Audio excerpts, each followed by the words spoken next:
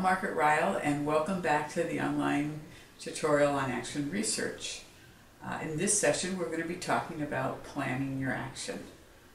In the last session, you did a lit review, and hopefully that helped you develop your expertise around the topic or idea that you're researching, and gave you some ideas for the kinds of actions that you want to take and the kinds of measurements that you're going to be using to see whether or not that action is effective.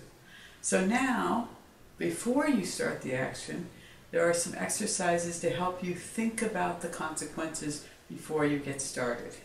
And there are three that we're going to talk about. We're going to talk about a logic model, we're going to talk about force field analysis, and we're going to talk about the need for informed consent before you get started. Okay? So let's start with the logic model. In order to understand your own thinking about the way you think this change is going to affect the workplace, it's important to map out a logic model. And so if you go to the resources, there are both technical and conceptual tools to help you think about what it means to frame your theory of action.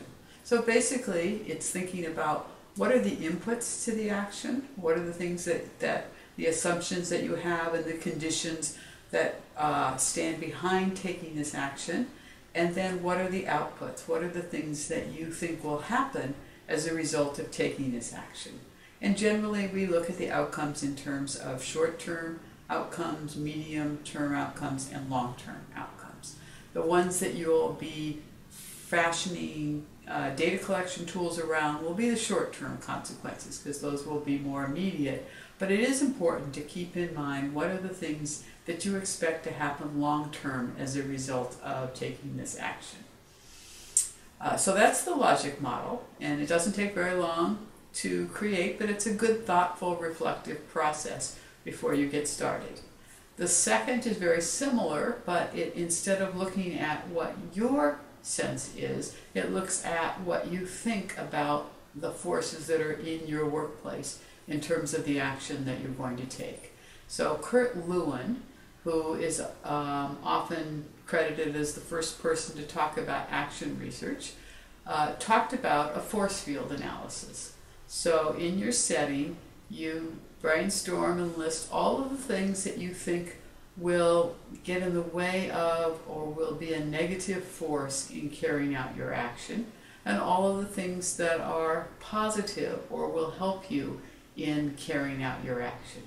And you give each of these different forces a numerical value, and you can set the scale, but let's say 1 to 10. So for each of the forces that you list that are positive, you would list a number 1 to 10 for how strong they are, and for each of the forces that are negative, you would list a similar scale.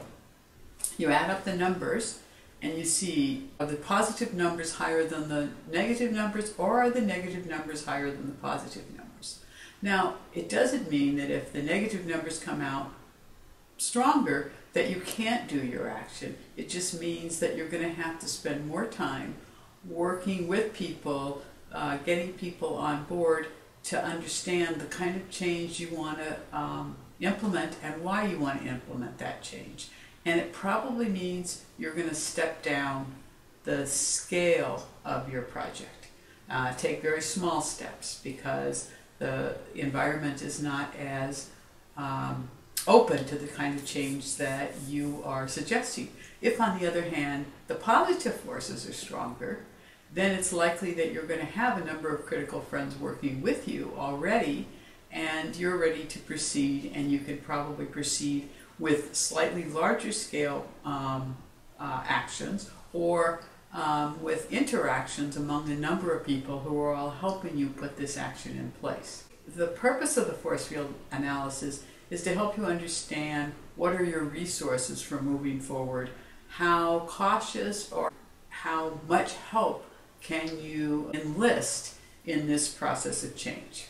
So it's an important activity. It's a different way of thinking about your action than the theory of action, which is what you think is going to happen. This is really looking at what do you think the resources are in the setting to help you move forward on this action and reaction that you're hoping to create. The third issue revolves around ethical issues. Whenever you engage in research, it is important to think about what are the ethical issues that are involved. And in all cases, when you do research, the person that you're doing research on needs to give their consent. In action research, you are doing research on yourself. So by nature of the process, you've already given the consent for you to study your own actions. Now, the reactions that you'll be looking at may involve some issues that require informed consent or permission. And these issues you will need to be taking up with your immediate supervisor, your school district, your university. Depends on who is supporting your action research. If you're doing action research as part of a professional development activity at the school, then they are providing the overview and they will make sure that your plans meet all of the requirements for ethical research. If you're doing your research as part of a master's or doctoral program at the university, they will have an institutional review board that you will probably have to present your research to, and they will approve the process. If you are working on your own, it's important, as I said, to talk with your immediate supervisor and be clear on whether or not the action that you're taking falls within the realm of your everyday work. If you are doing your job, you don't need informed consent.